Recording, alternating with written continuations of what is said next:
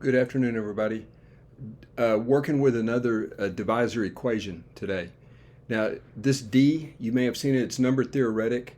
It's just, we're dealing with natural numbers, numbers, 1, 2, 3, 4, 5, 6. And so this D function is fairly simple in its definition. You're supposed to just count the number of divisors. So, for example, D at 10.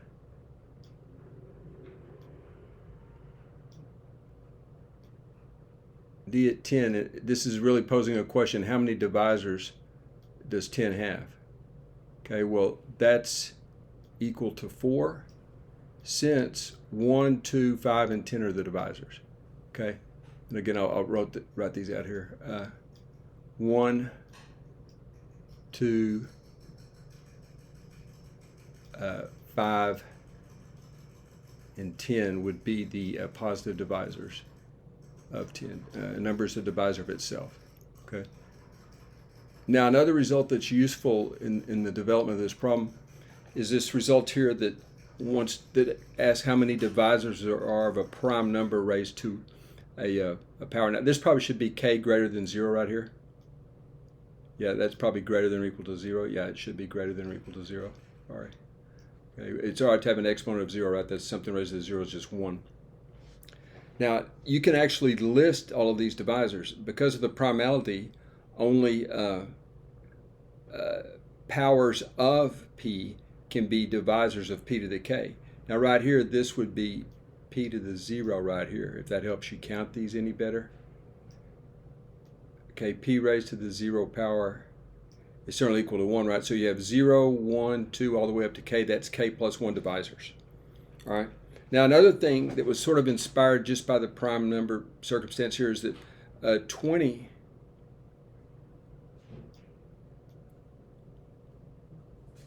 is equal to 2 squared times 5, right? It's equal to 4 times 5. But that's 2 squared times 5.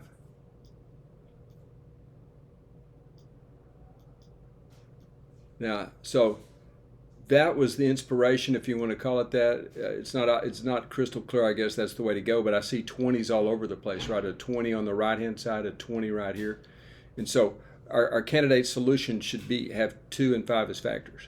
So A and B are also natural number or non-negative integers, and now this is useful here because we can actually get something working with this result up here.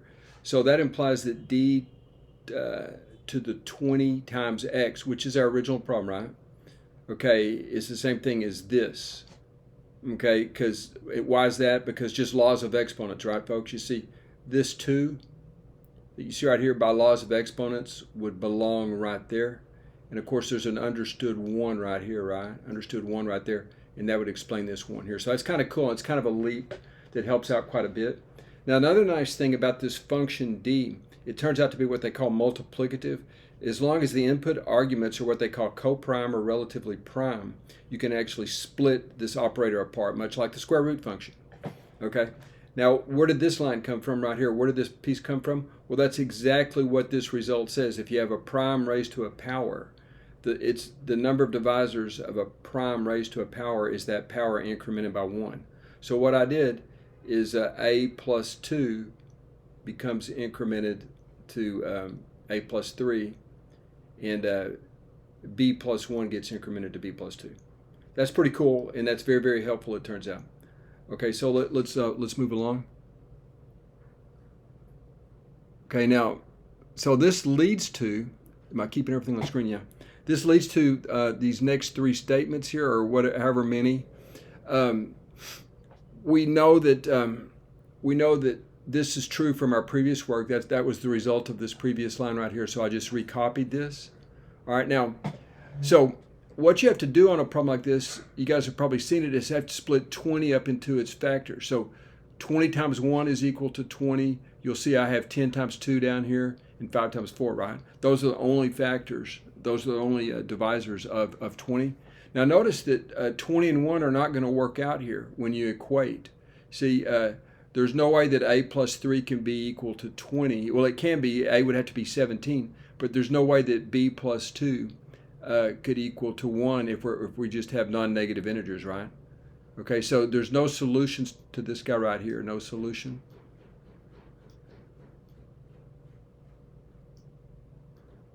Now I won't go through every last bit of the details here with you.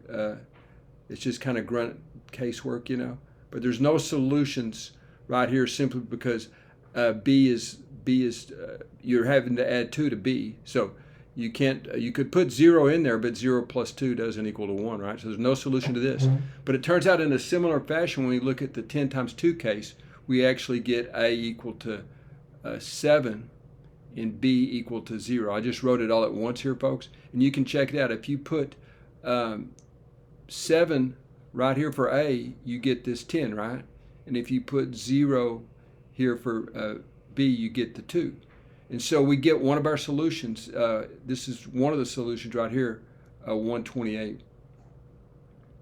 Okay, that's just one of the solutions. Now let's keep going here. Let's see if I have any room here. Now y'all, in a similar fashion down here, when you equate the exponents, you're going to get, and I'll just write out the answer here. You'll get x is equal to,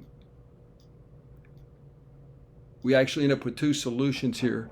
One of the solutions is 2 to the first, and you guys can verify 2 to the first, and I'm just putting that there for emphasis, times 5 cubed.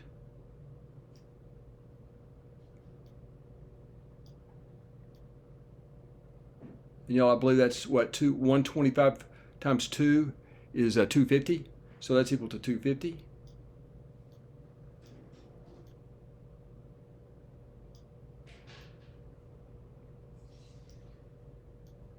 But you have to take care of the reverse circumstance too, and you'll also get here x is equal to 2 squared. See, it's kind of hard to know when you're done here. You really have to check and recheck because you can reverse the order of the factors.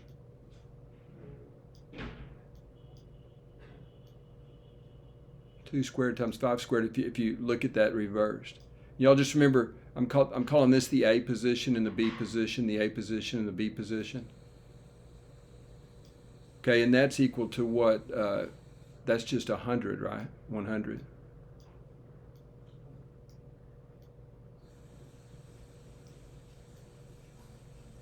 Okay, so there's actually 3 solutions out. Now, I don't think I missed any, but I made up the problem coming from a number theory book that didn't have enough problems, in my opinion.